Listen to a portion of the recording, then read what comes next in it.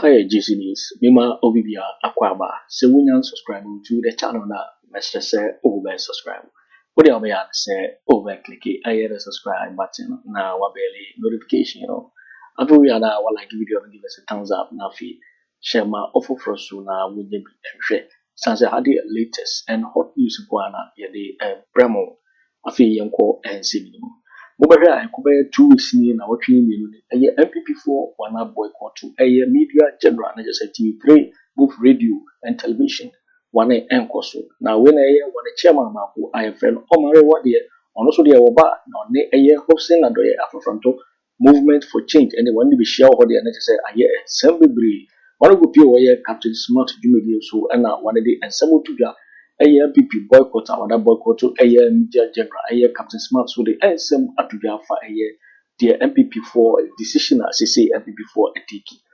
And tentamara yankuti and summer one chairman or Marewa de only Hopeson Adorye movement for change. One people the next and assembly yankuti and summer one of the tuja FIS boycott yenti 1 and 7. Living FM a walk as well. I'm saying Kofi India. You are shutting it down for 3 weeks. Oh, why? That's NCA and National Communication. Chronicle Kofi. I don't know say or no one say, but minimum say OnuaTV Kofi Kumsin. Okay. I walk as well. I Living FM 106.5. You are closing it down 3 weeks.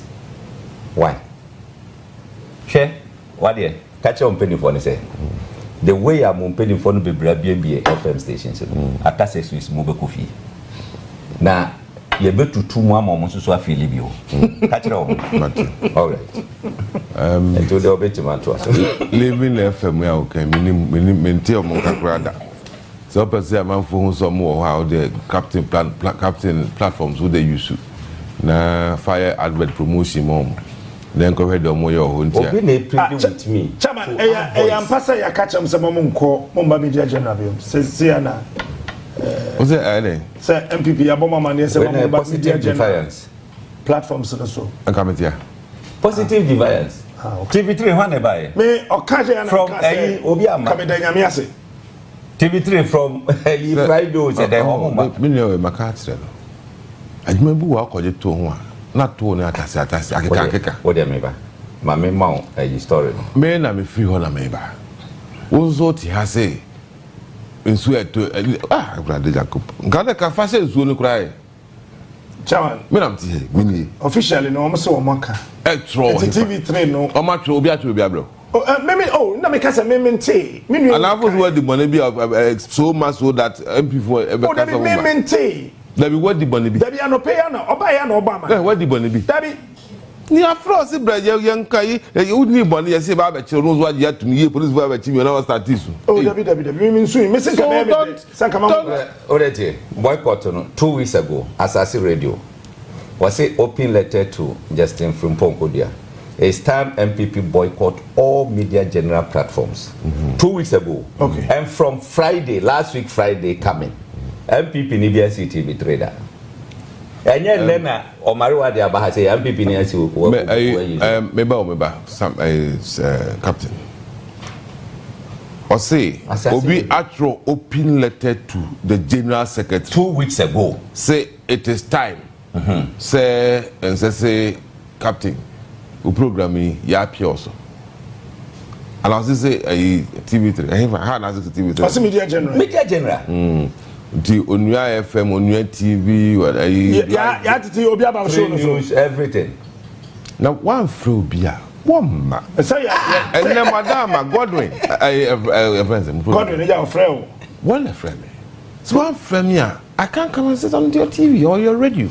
Send me to here and my TV3. Nico, room. Oh, that's it. But police are there in my bed now because we might invite Chairman. You are a different person. You know what? Yes, I would say Antina Sabe may come be a far home out to my order. And penny for Mishia Muhu J. for timer, more Ghana, Wakuma panel, may can't tell me over count. That's it.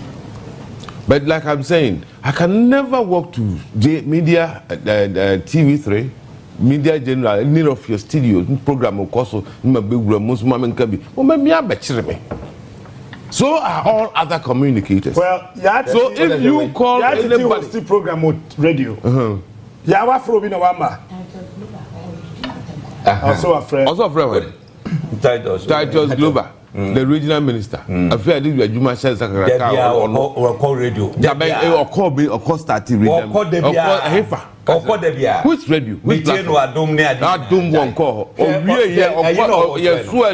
OnuaTV is just an outfit created to heap all manner of invective on Dr. Bawumia and our party top guns. Ministers and constantly subjected the verbal abuse by the host of the show. On TV3, key points. No, I want to throw away. The authority is on Sokoma. And also Captain how dear Akufo-Addo was it Bawumia? Also, I PK Sapon. Was it PK Sapon? And a Jubilee House. And a Sokoma, just constituency secretary. Oh, I will hear you Jubilee House. Captain, I am password. How did you I said, no, I can't. Can you?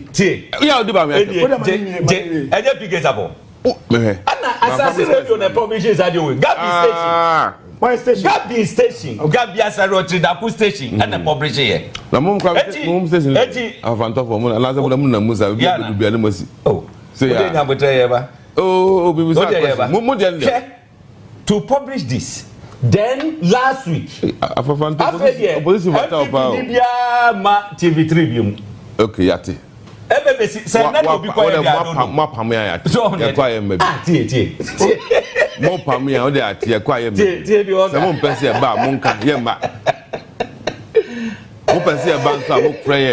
Was it all media general platforms? Was it free so?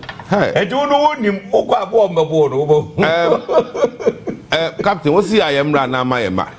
Oh, Simon Frame, I make grad them ho. Oh, that would have no lock, no crime, boom, my cousin baby. Media general, Monte, Mifia, Miconia, Mifia, TV3. Onia, it's on your more radio. Hey, already? Yeah, remember there's a 3 FM. General, media general, the minimum echo. Fatoso, minimum enum. And to me, there, mo. Me be drew halum be kire me police for muntie wo mo so mo pa mo me bebe rest studio am ka so mo frame na be wura halum frame mama ma because nte so mo asa agenda no ma set ni obia chama wo de me mama akwa obetin aba na wa be wan ntima oh daddy o yen de we on am sorry central region a deputy secretary said eti on one appeal say yenye flyers are to echo say na oba wo last week na me ni ha and said na me chair so to ya me chama wo de twen ono no and nsu anto one tier that wo wadruhin o so ya fra me say ma me mam ho bi na wonti order say o kasa me ni aji o NPP for ma fine for platform that's all the diatem. Why? Oh, no, man, son worker. Wait, one day. Now, also. PK Sapon. And the planning near also diatem. Also, or 70. Yes. 70 atama minyai. Minyai. They will diatem that many. I mean, Casa, I pass 70 atama minyai. As out and Krana Power says, I know Oman, but NPP. Oh, me the mama have a hebdo. Me, I was a man that from politicians, Mam shows me. Only we ya Bawumia bury me. No problem. Obeba. Ente uso. Oslo. One slow. Obo. One mo. Mama ya bo. Mukaso. Ghana for no. Oma compare in Suoninsa. Yes, the lesson I keep saying is not between NPP and this you. Between Bawumia and Mahama. And we are looking at amongst them, you know, why not me about who better work, why not all my work no, why nobody no cry, why not be pursue. Well, this is what we are going to look at. But me NPP Akufo-Addo na buy no the fancy the home see can no cry, one no say was so then them, enti fancy no cry. But we hear Bawumia, no Mahama, no bisa say enti se ba Akufo-Addo na nya ba ya so to say na se Bawumia pa ne Mahama de that's what people keep saying say Akufo-Addo pa Bawumia pa say Mahama pa de Bawumia best it is happening. Some people are bitter and anger, but when they look through it, Captain, and I mean, a friend said last month, and the last 2 months, info analytics.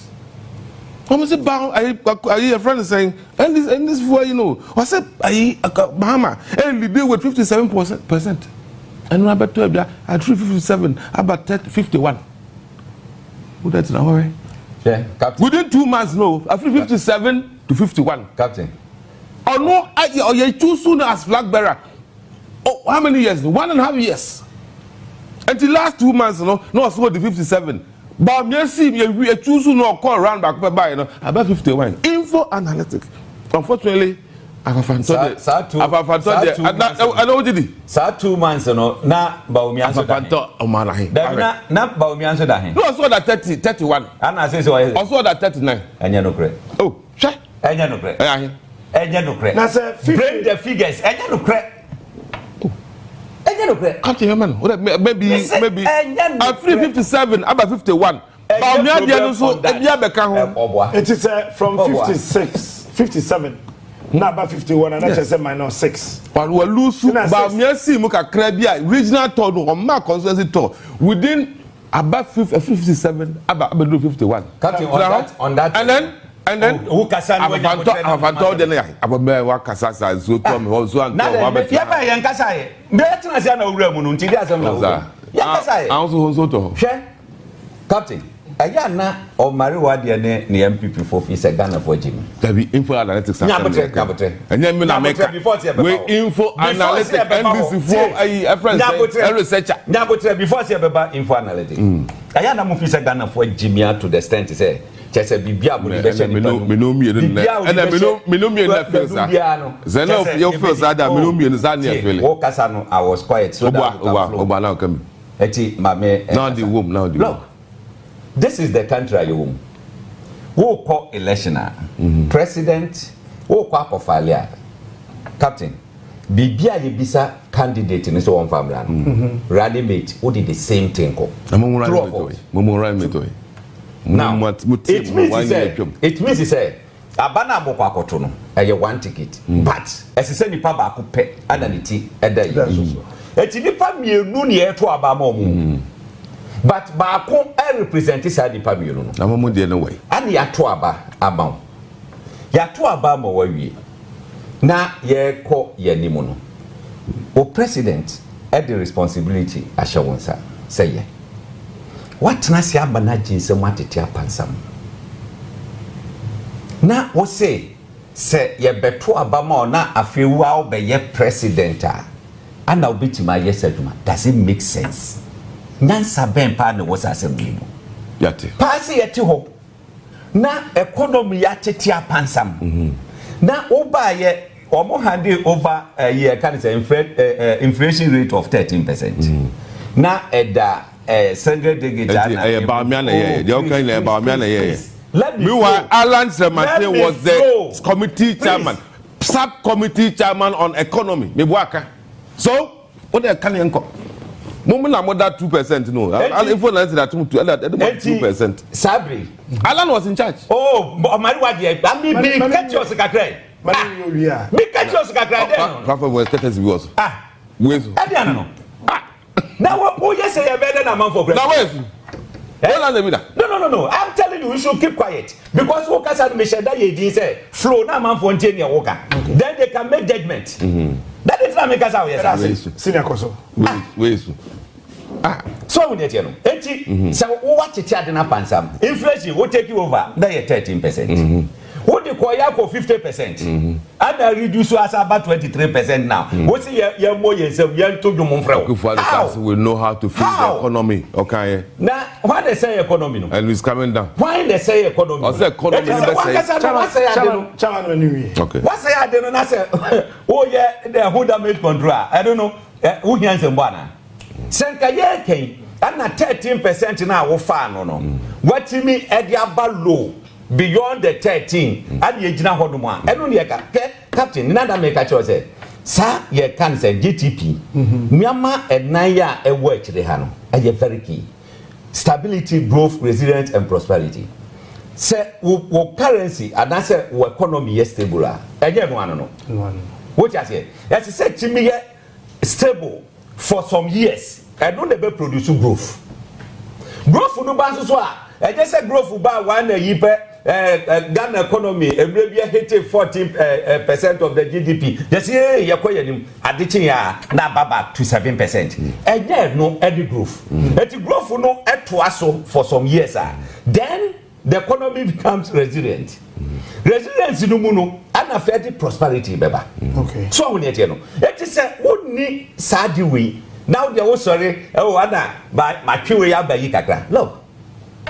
Obia yese oye economic wasted na ya hand over economy amount na uyi $1 what the 4 cedis na eto $1 maybe akona hotro mezi ala na $1 economic management team cabinet subcommittee ala was in charge na yo na se waba 8 years na apo 15 plus and you tell me say ye to abama wa ana obeti mama na ba fom nyansa pa ben wo nyansa ben e no was asem wo mu what you say wo wodi mu dia ye de ya sa obeye hwe ni senti wo de wo call governance no let me tell you what Alan is going to do wo call governance is telling us something na de e kan no esese ye timi ehu yeah, the number of ministers or 40 no was static clear. Et to obano the party than Ghanaians be on. Now we have 16 ministries. Some of them one minister, no deputy minister. Sheni Oyano. No watna trade and industry.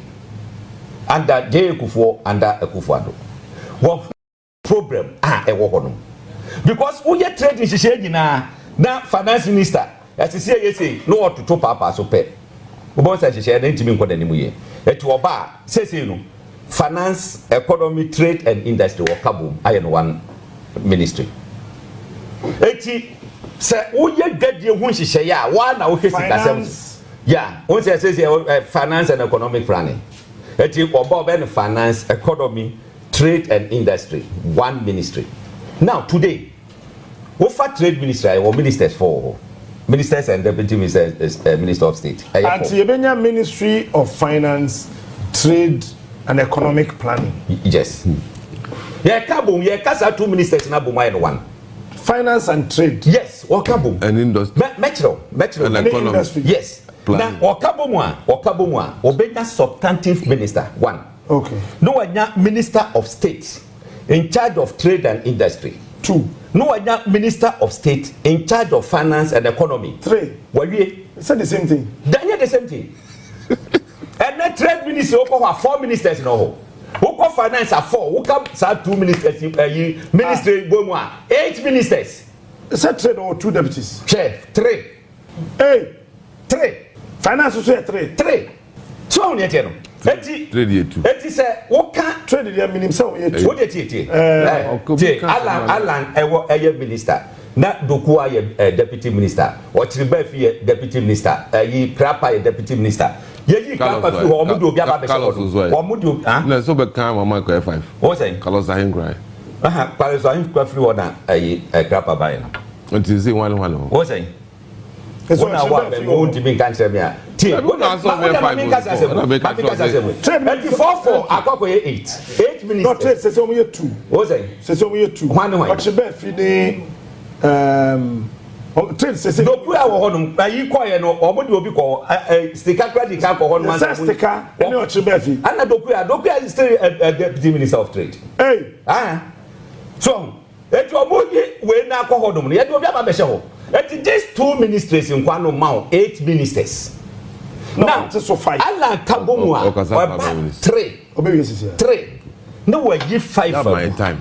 Sa 5 now, we year 2 minutes. Sa 5 now, we year. What ye, Yamfani say 1 land cruiser, what to minister. You know, say Land Cruiser is over $150,000. But Pegino $100, 100,000. 100,000. All the Kogan. Interestingly, every MP has a Land Cruiser. Yes. So if you become a minister, you don't use 2 Land Cruisers. What on this guy 100,000 you call Yesika Moa 15 billion. A brosa, but Yemfan 15 billion times 5 ayakati womo. Look at the money obese with this country.